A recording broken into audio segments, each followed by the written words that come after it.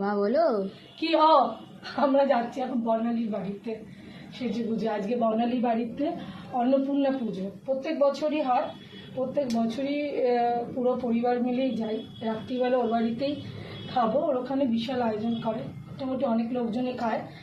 এখন আমরা রেডি হয়ে গেছি, এবার বেরাবো। বেরিয়ে তোমাদের সবাইকে ওখানে গিয়ে অবশ্যই পুজো দেখাবো, আর ওখানে লোকজনে খাওয়া দাওয়া আনন্দ সবগুলোই শেয়ার করব।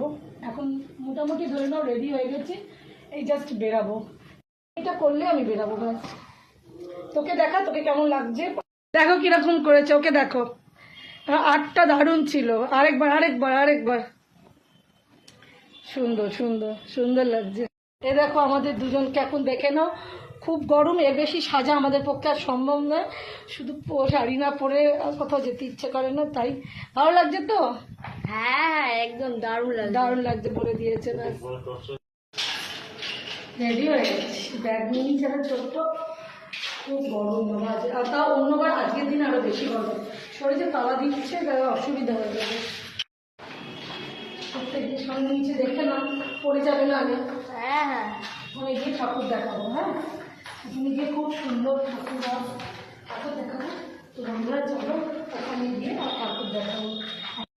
অনেক ঠাকুর হয়েছে, সেই ঠাকুরগুলো তুলে নেবো, তুলে নিয়ে সব বন্ধুদেরকে দেখাবো। আমাদের বাগানের অতি সুন্দর সুন্দর ঠাকুর হয়েছে, বলো না বললে হেভি আনন্দ হচ্ছে।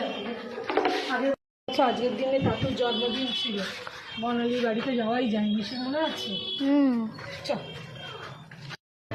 এসে গেছি, বাবা গেল মিষ্টি আনতে, মিষ্টি নিয়ে তবে যাচ্ছি।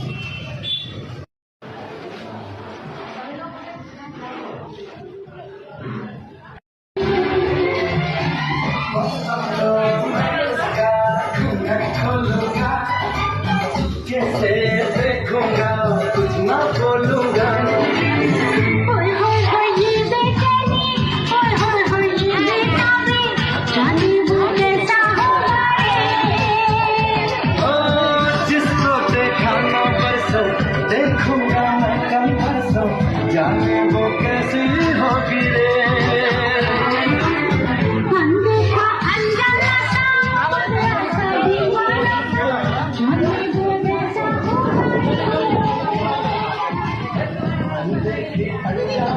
ঠিক আছে বন্ধুরা